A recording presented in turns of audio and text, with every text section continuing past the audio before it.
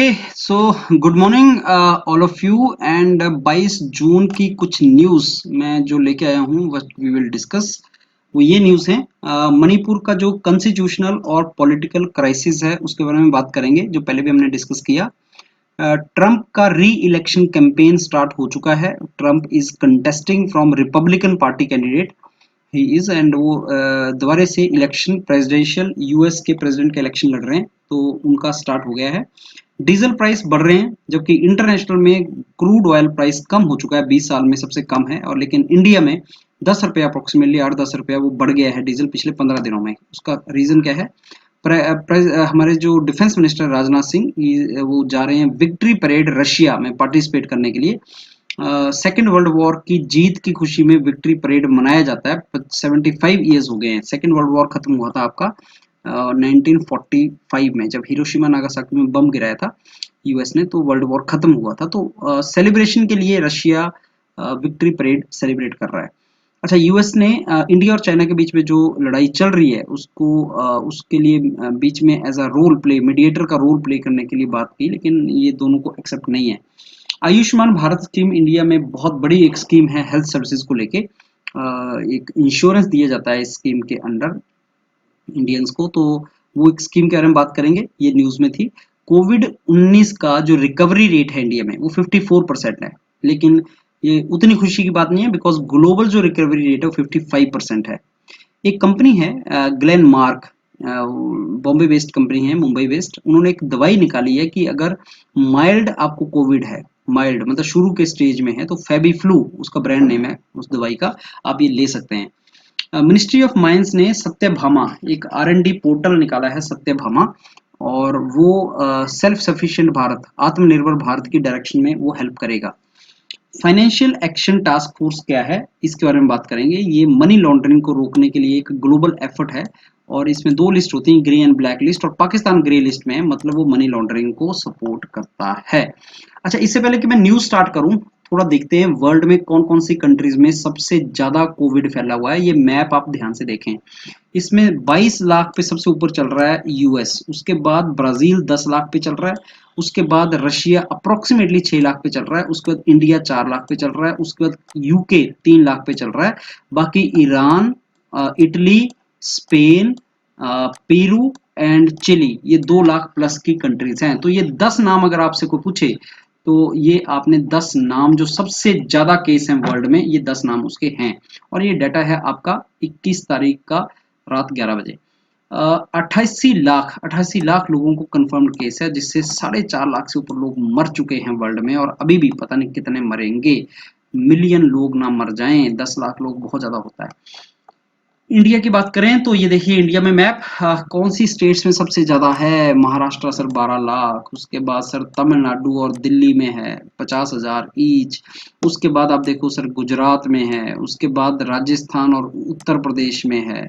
तो इंडिया में भी अगर आपसे 5-6 स्टेट्स का पूछें सबसे ज्यादा कहाँ है, तो नाम याद रखना है महाराष्ट्र तमिलनाडु दिल्ली, महाराष्ट्र तमिलनाडु दिल्ली, महाराष्ट्र तमिलनाडु दिल्ली। ये नाम थोड़ा सा याद रखो। ये भी डाटा आपका बेसिकली 11 बजे जून 21 तारीख का है, मतलब पिछले दिन का ये डाटा है। तो इंडिया में भी केसेस बहुत ज्यादा बढ़ रहे हैं, एक दिन में 15-15 हजार केसेस अभी आ रहे हैं, तो सिचुएशन वर्स हो रही है। ओके, मणिपुर में क्या ट्रबल चल रहा है भाई? मणिपुर के अंदर जो गवर्नमेंट चला रही है बीजेपी, जिसके चीफ मिनिस्टर हैं बीरेन सिंह, उनके पास मेजोरिटी नहीं है गवर्नमेंट चलाने को, एज पर जो पुराने चीफ मिनिस्टर थे कांग्रेस के ओकराम इबोबी सिंह। अब ओकराम जी कहते हैं कि ये बीरेन सिंह के पास मेजोरिटी नहीं है, तो इनको मेजोरिटी प्रूव करनी चाहिए अपनी फ्लोर ऑफ द हाउस पे, मतलब उनको फ्लोर ऑफ द हाउस पे जाना चाहिए और नो कॉन्फिडेंस मोशन हम लेके आएंगे, उसमें ये अपनी मेजोरिटी प्रूव करें। इबोबी सिंह क्या किया उन्होंने, पहले तो स्पीकर से बात की, स्पीकर ने इनकी बात सुनी नहीं, तो स्पीकर जो है खेमचंद सिंह, उनके अगेंस्ट भी कांग्रेस जो है वो नो कॉन्फिडेंस मोशन लाने के लिए बोल रही है। तो स्पीकर ने इनकी बात नहीं सुनी। इनफैक्ट स्पीकर ने 7 कांग्रेस के एमएलए डिस्क्वालीफाई कर दिए जस्ट बिफोर जो राज्यसभा का इलेक्शंस होना था। तो ये 7 मेंबर जो अभी हैं, इनको हाई कोर्ट ऑफ मणिपुर ने भी डिस्क्वालीफाई किया हुआ है, क्योंकि इन्होंने डिफेक्शन किया था। मतलब ये जाके बीजेपी में मर्ज कर गए थे, तो एंटी डिफेक्शन लॉ लग जाता है। शेड्यूल 10 है इंडियन कॉन्स्टिट्यूशन के अंदर जो एंटी डिफेक्शन लगाता है। मतलब अगर कोई एमएलए कांग्रेस का है और बीजेपी में मर्ज कर जाए या वाइसा वर्सा, तो उसके ऊपर एंटी डिफेक्शन लगता है, वो डिस्क्वालीफाई हो जाता है, जो मैंने पिछले अपने लेक्चर में आपसे डिस्कस किया था। अब इबोबी सिंह जो हैं वो ये बोल रहे हैं कि एक स्पेशल सेशन बुलाया जाए। सेशन मतलब अभी असेंबली सेशन में नहीं है, तो असेंबली को सेशन में कौन बुलाता है? गवर्नर बुलाता है। नजमा हेपतुल्ला यहाँ पे गवर्नर हैं, तो उन्होंने उनसे भी रिक्वेस्ट किया था कि उसको बुलाया जाए। और वो बोल रहे हैं कि हम 3 बार रिक्वेस्ट कर चुके हैं, 2 बार रिक्वेस्ट कर चुके हैं नो कॉन्फिडेंस मोशन की, लेकिन हमारी कोई बात नहीं सुन रहा है। तो हमें जो है अब जाना पड़ेगा कोर्ट में। ये हाई कोर्ट में तो पहले ही गए हुए हैं, अब ये शायद सुप्रीम कोर्ट में जाएंगे। तो वहां पे सिचुएशन ये है कि 60 एमएलए हैं मणिपुर लेजिस्लेटिव असेंबली में, जिनमें से 28 एमएलए जीत के आए थे कांग्रेस के और 21 जीत के आए थे बीजेपी के। लेकिन बीजेपी ने एक्टिविटी दिखाई और बीजेपी ने अपनी सरकार बना दी, और तब से ऑब्वियसली ये स्टेबल नहीं होगा और ठीक भी नहीं है। अगर किसी के 28 एमएलए हैं और उसको 3 एमएलए और चाहिए सरकार बनाने के लिए, तो उसी को बनाना भी चाहिए। कांग्रेस को वहां सरकार बनानी चाहिए थी और बीजेपी ने लेकिन बना ली, और तब से यहाँ पे अनसर्टेनिटी है। बीजेपी एमएलए में जाते हैं एमएलए, बीजेपी के एमएलए कांग्रेस में, कांग्रेस के बीजेपी में, यही सब यहाँ पे चल रहा है, जो कंट्री के लिए ठीक नहीं है। इससे वेस्टेज होती है और स्टेट में भी ये सारे लोग बस इसी काम में बिजी हैं, और जिसके लिए इनको इलेक्ट किया गया है, लोगों ने किया है कि तुम काम वाम कर लो, वो काम हो नहीं रहा। अभी 20 जून को क्या हुआ था, राज्यसभा के इलेक्शन हुए थे 19 सीटों के लिए पूरे इंडिया में, जिसमें से एक सीट मणिपुर की थी। तो ऑब्वियसली मणिपुर के जो एमएलए हैं वो तो वैसे ही कई डिस्क्वालीफाई हैं, कई कुछ सिचुएशन है, तो उसके चलते ये सीट चली गई बीजेपी को। तो आप जानते हैं कि राज्यसभा के एमपीस की जो इलेक्शन में वोट करते हैं वो एमएलए करते हैं। तो बीजेपी के एमएलए और उनके ग्रुप्स के एमएलए थे 28, और इसलिए वो सीट वहां चली गई। कांग्रेस में 28 एमएलए थे, लेकिन 7 डिस्क्वालीफाई हो गए थे, एक पहले ही डिस्क्वालीफाई हो गया था। तो ऐसे मिल मिला के उसके एमएलए कम हो गए थे, 20 एमएलए रह गए थे। सो ये भी एक सारी की सारी सिचुएशन चल रही है। आई डोंट नो क्या होगा इसका, भी आगे अपडेट करते रहेंगे इसमें क्या कॉन्स्टिट्यूशनल सिस्टम बैठता है। इसमें 2-3 क्वेश्चन एग्जाम में आ सकते हैं कि कौन सी स्टेट में ऐसा सब चल रहा है। नंबर 1 यहाँ पे एंटी डिफेक्शन कौन सा शेड्यूल है? 10 शेड्यूल है। एंटी डिफेक्शन कौन लगा सकता है? वो लगा सकता है भाई साहब स्पीकर। स्पीकर के पास अधिकार होता है उसका। कौन है चीफ मिनिस्टर प्रेजेंटली मणिपुर में, और स्पीकर कौन है मणिपुर में, और नो कॉन्फिडेंस मोशन किस स्टेट में अभी बात चल रही है लगाने के लिए, और नजमा हेपतुल्ला यहाँ की गवर्नर हैं। ये 2-4 क्वेश्चंस आपके एग्जाम में आ सकते हैं। नेक्स्ट चलते हैं ट्रम्प साहब की तरफ। ट्रम्प साहब अपने is a young man of 74 now.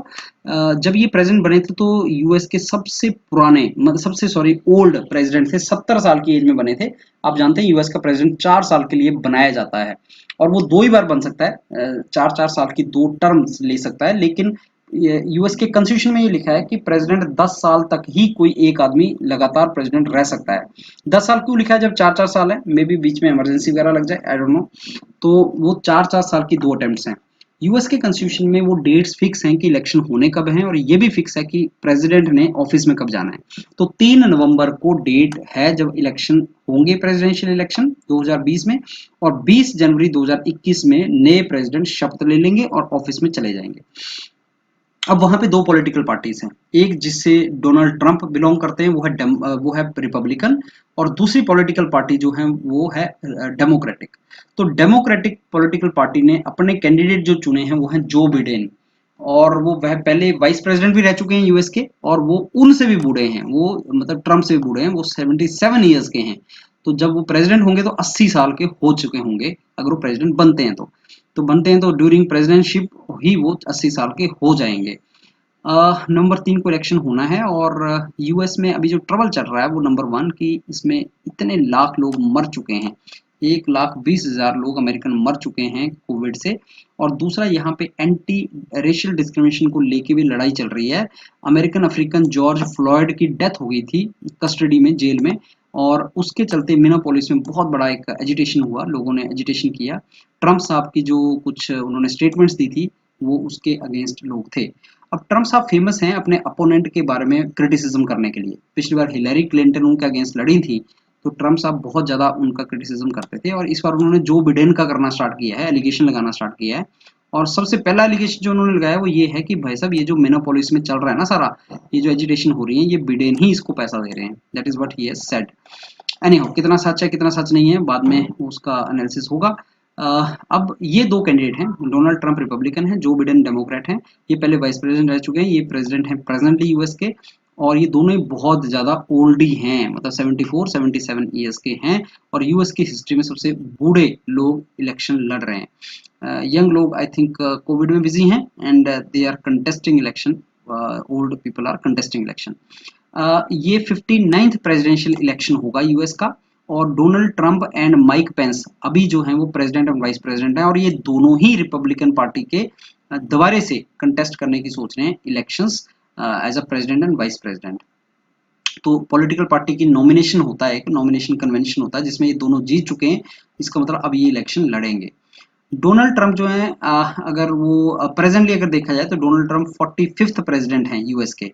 45th president हैं, टोटल 59th प्रेसिडेंशियल इलेक्शन। लेकिन आप ये भी जानते हैं कि एक प्रेसिडेंट दो बार रह सकता है, तो दैट इज द रीजन ये 45th प्रेसिडेंट हैं। अगर लिस्ट देखी जाए तो 45 प्रेसिडेंट अभी तक हुए हैं यूएस के अंदर। और ये है वो लिस्ट, अगर तुम देखोगे तो उसमें सबसे यंग जो थे 42 इयर्स के वो थे रूसवेल्ट, और बहुत फेमस थे। उसका जॉन एफ कैनेडी जिनकी असैसिनेशन हो गई थी वो 43 इयर्स के थे। फिर बिल क्लिंटन थे 46 इयर्स के। बराक ओबामा 47 इयर्स के थे। एंड डोनाल्ड ट्रंप जो जब बने तो उनकी एज 70 इयर्स की थी, सबसे बूढ़े थे। और अब जो भी बनता है वो इसका नाम यहाँ पे आएगा, that means he will be very very old. या तो 74 आएगा यहाँ या 77 आएगा। अब ये देखना कौन आएगा। अब यूएस कॉन्स्टिट्यूशन में आप जानते हैं 7 आर्टिकल हैं, जैसे इंडिया में 400 प्लस आर्टिकल हैं, यहाँ 7 ही आर्टिकल हैं। उसमें आर्टिकल 2 में लिखा है कि जो यूएस का प्रेसिडेंट बनेगा उसकी एज 35 साल प्लस होनी चाहिए और वो नेचुरल सिटीजन होना चाहिए। मतलब वो एक ऐसे सिटी ये ऐसा नहीं हो सकता कि तुम इंडिया से गए और तुम यूएस के सिटीजन बन गए और फिर तुम प्रेसिडेंट भी बन गए, वो पॉसिबल नहीं है। तुम वहीं पे पैदा हुए हो और किसी यूएस सिटीजन के पास पैदा हुए हो तभी तुम प्रेसिडेंट बन सकते हो। जैसे ओबामा साहब के फादर जो थे वो यूएस के नहीं थे, लेकिन वो सिटीजन बन चुके थे और इसलिए ओबामा प्रेसिडेंट बने। तो दिस इज इंफॉर्मेशन। एंड 20 जनवरी 2011 को नए प्रेसिडेंट यहाँ पे एंटर करेंगे। अब चलते हैं भाई साहब डीजल प्राइसेस की तरफ कि डीजल प्राइस का कॉस्ट इतना क्यों बढ़ रहा है। लेट मी टेल यू कि इंटरनेशनल ऑयल प्राइस 20 साल में सबसे कम है। और इंडिया में जो ऑयल है प्राइस वो मार्केट ड्रिवन है, मतलब मार्केट में नीचे जाएगा तो नीचे चला जाएगा प्राइस, अगर ऊपर जाएगा तो कॉस्ट बढ़ जाएगी। कौन कंपनियां हैं जो ऑयल बेचती हैं पेट्रोल पंप पे? Indian oil, Bharat petroleum, Hindustan petroleum, ये 3 companies. Other than public sector companies ये हैं, रिलायंस वगैरह भी बेचता है, बट पब्लिक सेक्टर कंपनीज ये हैं। अब इन तीनों कंपनीज में जो प्राइस ये लोग डिसाइड करते हैं वो मार्केट ड्रिवन होता है। मतलब अगर इंटरनेशनल में कम हो जाएगा तो इनको कम कर लेना चाहिए, बढ़ गया तो बढ़ गया। लेकिन हम देख क्या रहे हैं पिछले कुछ सालों से कि जब कम हो जाता है इंटरनेशनल, जब बढ़ जाता है इंटरनेशनल प्राइस, अगर सपोज कुछ ऐसा होता कि इंटरनेशनल प्राइस बढ़ गया तो यहाँ पे ये कंपनियां भी बढ़ा देती, लेकिन जब कम हो गया तो ये कम नहीं करती। कम क्यों नहीं करती हैं? क्योंकि oil price only international crude oil पे डिपेंड नहीं कर रहा है कॉस्ट पे, वो यहाँ पे गवर्नमेंट की एक्साइज ड्यूटी पे भी डिपेंड कर रहा है। वैट और एक्साइज टैक्स इसके ऊपर लगते हैं। तो जब आप इनसे प्राइस लेते हैं, मार्केट से बाहर दुनिया से प्राइस लेते हैं ऑयल, उसके ऊपर फिर गवर्नमेंट अपना टैक्स लगाती है। तो इसका मतलब ये हो रहा है कि 15 दिन में अगर इंटरनेशनल मार्केट में प्राइस गिरा है और तुमने प्राइस बढ़ाया तो इसका मतलब क्या हुआ? इसका मतलब ये हुआ कि तुमने टैक्स बढ़ा दिया। कौन सा टैक्स है? सेंट्रल एक्साइज ड्यूटी है और स्टेट वैट टैक्स है। तो ये टैक्स बढ़ रहे हैं और वो टैक्स से जो पैसा आएगा मे बी गवर्नमेंट उससे सेल्फ डिपेंडेंट, जिसको बोल रहे हैं कि हम आत्मनिर्भर बन जाएगा कंट्री, शायद उस पैसे को आत्मनिर्भर बनने में लगा देंगे। तो ये वहां पे न्यूज था। ओके, राजनाथ सिंह जा रहे हैं विक्ट्री परेड रशिया में पार्टिसिपेट करने के लिए। अब ये वहां पे जब रशिया में जाएंगे, पहले तो मैं बता दूं विक्ट्री परेड है क्या। विक्ट्री परेड क्या है? मॉस्को के अंदर 24 जून को होनी है, परेड होनी है ये, और ये सेलिब्रेट कर रहे हैं 75th anniversary second world war की। सेकेंड वर्ल्ड वॉर खत्म कब हुआ था? 1939 में स्टार्ट हुआ था, 1945 में खत्म हो गया था हिरोशिमा नागासाकी के बाद। और उसको उसमें जीत गया था, रशिया वगैरह जीत गए थे, जर्मन वगैरह हार गए थे। रशिया, यूएस, यूके, इंग्लैंड सब एक ही तरफ थे और इंडिया इंग्लैंड के साथ था, तो वो जीत गए थे। जापान हार गया, इटली हार गई और जर्मन हार गया, 2 ग्रुप बन गए थे वर्ल्ड वॉर में। तो अब उसकी सेलिब्रेशन के लिए ये हो रही है। एग्जाम के लिए क्वेश्चन कि कहाँ पे अभी विक्ट्री डे मनाया गया, तो मॉस्को में मनाया गया। किस लिए मनाया गया? सेकेंड वर्ल्ड वॉर के लिए मनाया गया। कितने जून को मनाया गया? कौन वहां पे गया था? राजनाथ सिंह गए थे वहां पे। एक और चीज, वर्ल्ड वॉर टू में ये regiment, Sikh light infantry regiment ने बहुत अच्छा काम किया था। इतना अच्छा काम उन्होंने किया था, अंग्रेजों की तरफ से लड़े थे हम, कि उनको 2 मिलिट्री क्रॉस मिले थे। विक्टोरिया क्रॉस उनको बोलते थे। बहादुरी के लिए जैसे परमवीर चक्र मिलता है, तो वैसे ही इस रेजिमेंट को 2 मिलिट्री क्रॉस मिले थे, और भी बहुत से इनको अवार्ड मिले थे। तो अब इस विक्ट्री परेड में राजनाथ सिंह के साथ ये भी एक टुकड़ी गई है, जो वहां पे मार्च कॉन्टिंजेंट में पार्टिसिपेट करेगा, मार्च कॉन्टिंजेंट होगा। अब जब वहां पे जा ही रहे हैं राजनाथ सिंह, तो क्या है, जो फॉरेन मिनिस्टर है ना रशिया के, सर्जी लेवरोव, उन्होंने यहाँ पे इंडिया चाइना की मीटिंग भी, एक ट्राई लेटरल मीटिंग भी ऑर्गेनाइज की है कि यार मिलजुल के तुम बात कर लो, क्यों लड़ते रहते हो लाइन ऑफ एक्चुअल कंट्रोल पे, क्या हो रहा है तुम्हारा, ये जितनी भी लड़ाइयां हो रही हैं लद्दाख के अंदर, इनको रोको। और रशिया क्यों ये रोल प्ले कर सकता है? देखो, रशिया चाइना और हमारा नेबरहुड में है, एशिया का पार्ट है ये। तो चाइना के साथ तो नेबरिंग है ही, वो बॉर्डर लगता है। इंडिया का वैसे स्ट्रेटेजिक पार्टनर है। आपको याद होगा डोकलम क्राइसिस भी आया था 2017 में। डोकलम में क्राइसिस आ गया था कि चाइना और इंडिया की सेनाएं आपस में खड़ी हो गई थी सामने सामने। तो उस टाइम पे भी मॉस्को ने बहुत हेल्प की थी। तो अब ये दोबारा उसी में एक हेल्प करने की ट्राई कर रहे हैं। That is the meaning of this. अब आ, जैसे रशिया हेल्प कर रहा है, तो ट्रंप ने भी इनिशिएटिव शो किया था कि मैं इंडिया और चाइना के बीच में, मैं इनके साथ बात कर सकता हूं, मैं इनके लिए मीडिएटर का रोल प्ले कर सकता हूं, आर्बिट्रेटर का रोल प्ले कर सकता हूं।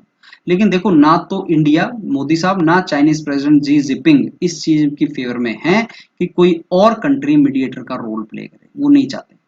हम नहीं चाहते कि कोई और इसमें रोल प्ले करे, हमें खुद ही को इसको सॉर्ट आउट करना है। बट ट्रंप ये बोल रहे हैं कि इंडिया और चाइना के बीच में सिचुएशन बहुत टाइट है, इनको हमारी हेल्प की जरूरत है और हमें हेल्प करनी चाहिए। अब आ जाते हैं भाई साहब गवर्नमेंट की एक और स्कीम, आयुष्मान भारत स्कीम। ये गवर्नमेंट ऑफ इंडिया का फ्लैगशिप प्रोग्राम है, मतलब मेन प्रोग्राम है। नेशनल हेल्थ पॉलिसी 2017 के अंडर इसको बनाया गया है। ये नाम याद रखना है, नेशनल हेल्थ पॉलिसी 2017। और इसके अंडर इसको क्रिएट किया गया है। और पर्पस क्या है? Universal health coverage. यूनिवर्सल मतलब सब तरह का हेल्थ कवरेज, मतलब बीमारी भी और वेलनेस भी सब कवर करना है। और ये सस्टेनेबल डेवलपमेंट गोल का एक इनिशिएटिव उस डायरेक्शन में। सस्टेनेबल डेवलपमेंट गोल क्या हैं? ये बेसिकली वर्ल्ड ओवर ग्लोबली कुछ गोल सेट किए थे यूनाइटेड नेशंस ने कंट्रीज के लिए कि तुम्हें ये चीज करनी है लोगों के लिए, उसमें हेल्थ भी देनी है लोगों को अच्छी, वो इसका पार्ट था। तो उसी को ध्यान में रखते हुए यूनिवर्सल हेल्थ पैकेज एक लोगों को दिया जाए। नेशनल हेल्थ पॉलिसी 2017 में बनी थी और उसी के अंडर ये आयुष्मान भारत स्कीम है।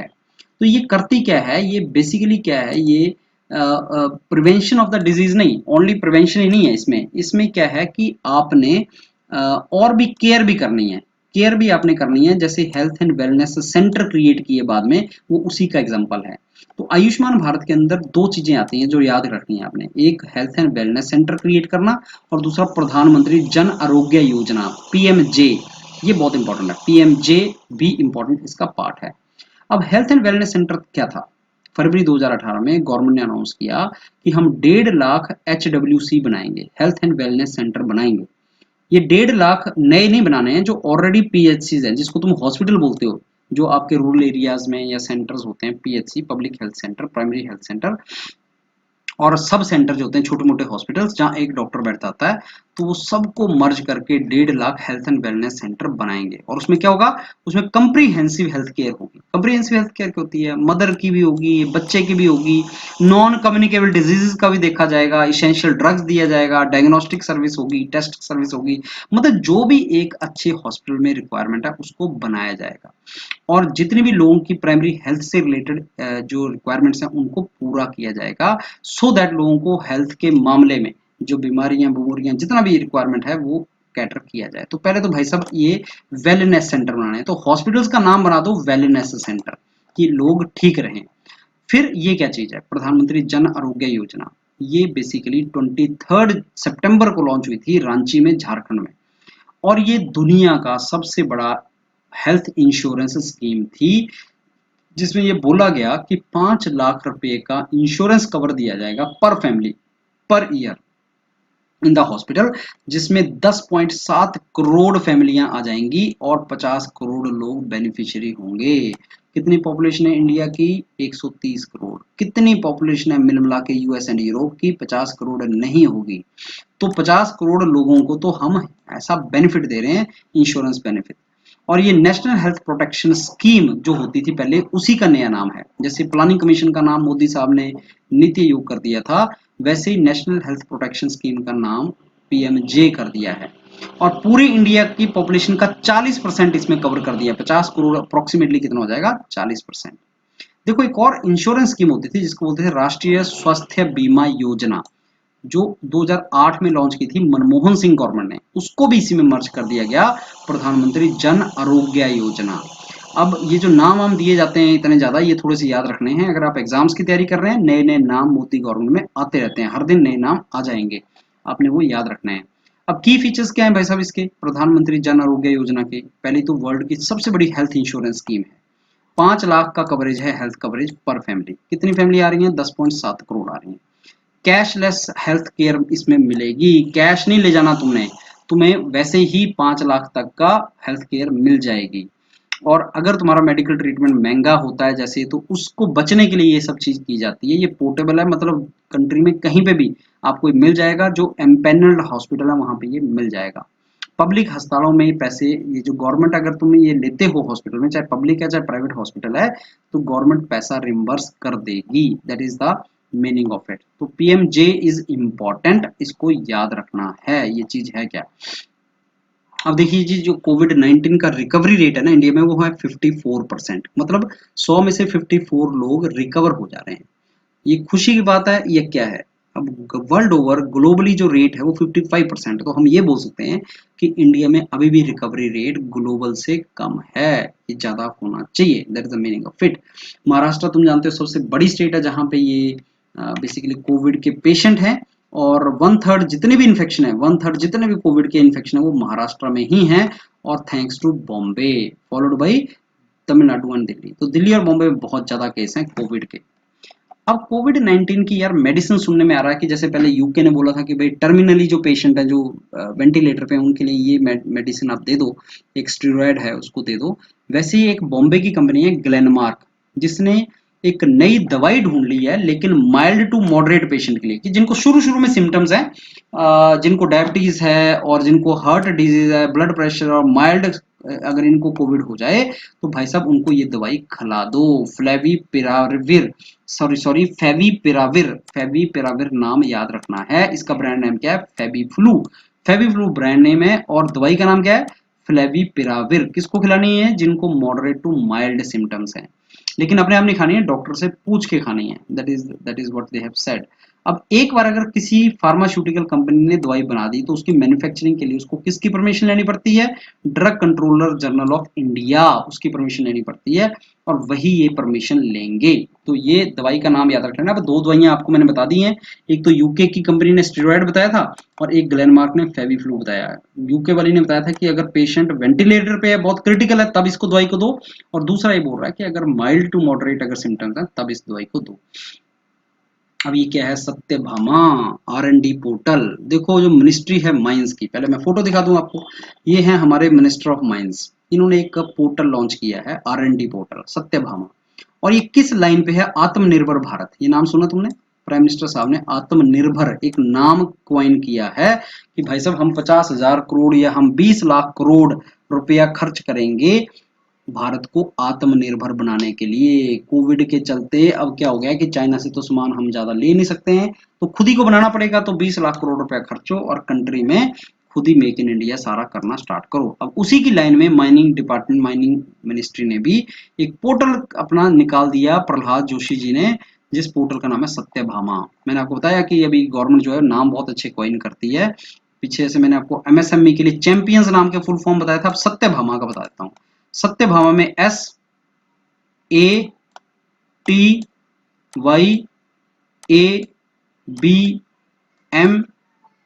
ये है सत्यभामा। किस मिनिस्ट्री ने बनाया? मिनिस्ट्री ऑफ माइंस ने बनाया। है किस चीज का पोर्टल? साइंस एंड टेक्नोलॉजी की R&D का पोर्टल है। क्या करना चाहता है? इंडिया को आत्मनिर्भर बनाना चाहता है। कैसे बनेगा आत्मनिर्भर, वो बाद में देखेंगे। अब ये एक न्यूज देखेंगे, फाइनेंशियल एक्शन टास्क फोर्स, बहुत इंपॉर्टेंट टास्क फोर्स है, इंडिया की नहीं है, ये अलग अलग कंट्रीज की मिलकर एक टास्क फोर्स है। काम फाइनेंशियल कंट्रोल। किस चीज का? पैसे का। पैसे कौन सा वाला पैसा? जो इलीगली मूव कर रहा है, कहां से कहां, एक कंट्री से दूसरी कंट्री, एक जगह से दूसरी जगह। और जो इलीगल पैसा है, काला धन है, जो कहीं काउंटिंग में नहीं आता, जिसपे टैक्स नहीं देते आप, वो पैसा गड़बड़ करता है। कैसे गड़बड़ करता है सर? वो टेररिस्ट के पास चला जाता है, वो ड्रग सेलर्स के पास चला जाता है, वो जो लोग ह्यूमन ट्रैफिकिंग कर रहे हैं उसके पास चला जाता है। तो इलीगल पैसे का सर्कुलेशन रोकने के लिए एक टास्क फोर्स बनी है, जिसको बोलते हैं financial action task force. Global money laundering and terrorist financing watchdog है, कि टेररिस्ट एक्टिविटीज को फाइनेंस तो नहीं कर रहा है। इंटर गवर्नमेंट बॉडी है, मतलब अलग अलग कंट्रीज इसकी मेंबर्स हैं, और उन कंट्रीज को ये कुछ बताता है कि तुम ऐसा करो, और वो कंट्रीज आगे रोकती हैं। और उन कंट्रीज में पॉलिटिकल विल क्रिएट की जाती है, लॉज बनाए जाते हैं कि यार ये पैसा ऐसे रोकना है। जो कंट्रीज इसकी बात सुनती हैं वो सही कंट्रीज हैं, नहीं सुनती हैं उनको दो लिस्टों में डाल दिया जाता है। जैसे पाकिस्तान भी एक लिस्ट में है, grey list and black list. Grey list वो जो कंट्रीज गड़बड़ कर रही हैं, ब्लैक लिस्ट वो जो गड़बड़ कर चुकी कि नहीं अब तो तुम्हारा कुछ नहीं हो सकता, और फिर हम उनको बॉयकॉट करते हैं। अब क्या है, FATF एक स्टैंडर्ड्स बनाती है, ये फाइनेंशियल जो आपका एक्शन टास्क फोर्स है, कुछ स्टैंडर्ड्स बनाती है जिनको कंट्रीज को फॉलो करना होता है। अगर कंट्री उसको फॉलो करेगी तो उससे क्या है, ऑर्गेनाइज्ड क्राइम रुक जाएगा, टेररिज्म रुक जाएगा, करप्शन रुक जाएगा, इलीगल ड्रग, ह्यूमन ट्रैफिकिंग, ऐसे क्राइम रुक जाएंगे। और अगर टेररिस्ट का वेपन ऑफ मास डिस्ट्रक्शन वगैरह चाहिए उनको, तो फंडिंग उनको होना बहुत जरूरी है। अब सोचो कि कोई कंट्री है दूसरी कंट्री को डिस्टेबल करना चाहती है, लेट अस से इंडिया को डिस्टेबल करना चाहता है पाकिस्तान, तो इंडिया के अंदर जो लोग हैं उनको फंडिंग करेगा, जो गलत लोग हैं एंटी सोशल उनको फंडिंग करेगा वो। तो वो फंडिंग करेगा कैसे? इलीगली करेगा। तो अगर FATF की बात हम सुने और ढंग से कंट्रोल हो तो फंडिंग नहीं हो पाएगी। अब कौन कौन सी कंट्रीज इसके अंदर हैं? ध्यान से देखो, ये कंट्रीज इसके अंदर देयर आर 37 मेंबर्स। कुछ ऑब्जर्वर हैं, 37 मेंबर्स हैं, जिनमें इंडिया भी आता है, US है, UK है, सारी कंट्रीज हैं। और कुछ ग्रुप्स भी हैं, जैसे गल्फ कॉपरेशन काउंसिल, ये ग्रुप है, ये अपने आप में एक पूरे का पूरा ग्रुप है। यूरोपियन कमीशन कंट्री नहीं है, यूरोपियन कमीशन एक ग्रुप है, गल्फ ऑफ कॉपरेशन काउंसिल भी एक ग्रुप है, और ये बाकी कंट्रीज हैं। नाम रटना नहीं है, बस ये देखना है कि इसमें पाकिस्तान नहीं है। क्यों नहीं है? बिकॉज पाकिस्तान ग्रे लिस्ट में है। पाकिस्तान को इस लिस्ट में डाला हुआ है FATF ने। ये ग्रे लिस्ट और ब्लैक लिस्ट है क्या? उससे पहले मैं FATF के फंक्शन बता देता हूँ। इनका फंक्शन है कि पहले तो ऐसी पॉलिसीज बनाओ जो ग्लोबल फाइनेंशियल सिस्टम को प्रोटेक्ट करें, एंड जो टेररिस्ट और अदर एंटी सोशल एलिमेंट्स को रोक सके। ये वर्चुअल करेंसी को भी कंट्रोल करती है। वर्चुअल करेंसी में जो दिखती नहीं है, जैसे क्रिप्टो करेंसी है, मेरे पास करेंसी है, कितने पैसे तेरी जेब में? 500 रुपया, दिखा? तो मैंने दिखा दिया। कितने पैसे तेरे पास है? क्रिप्टो करेंसी, दिखा? नहीं यार, वो तो इंटरनेट पे है, तो मैं दिखा नहीं सकता। तो ऐसी करेंसी भी जो इलीगल तरीके से बेटिंग सट्टेबाजी के लिए यूज होती है, उसको रोकता है ये एक चीज बहुत इंपॉर्टेंट है कि ये लॉ एनफोर्समेंट एजेंसी नहीं है, इन्वेस्टिगेटिंग या प्रोसिक्यूशन एजेंसी नहीं है। इन्वेस्टिगेट नहीं करेगी, प्रोसिक्यूट नहीं करेगी, सजा नहीं देगी, वो काम इन कंट्रीज का है, लेकिन इन कंट्रीज को बताएगी कि ऐसे ऐसे करना है। तो FATF का रोल ये है।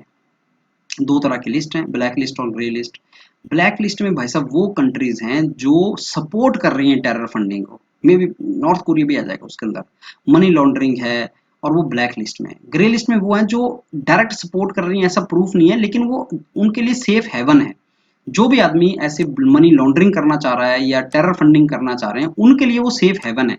जैसे हम जानते हैं पाकिस्तान टेररिस्ट के लिए एक सेफ हेवन है। अफगानिस्तान से कोई टेररिस्ट आना चाहे या वर्ल्ड ओवर टेररिस्ट आना चाहे, 9/11 हुआ भाई साहब तो उसके रूट पाकिस्तान में नजर आए, आपका 26/11 हुआ तो उसके रूट पाकिस्तान में नजर आए, मतलब वो सेफ हेवन है।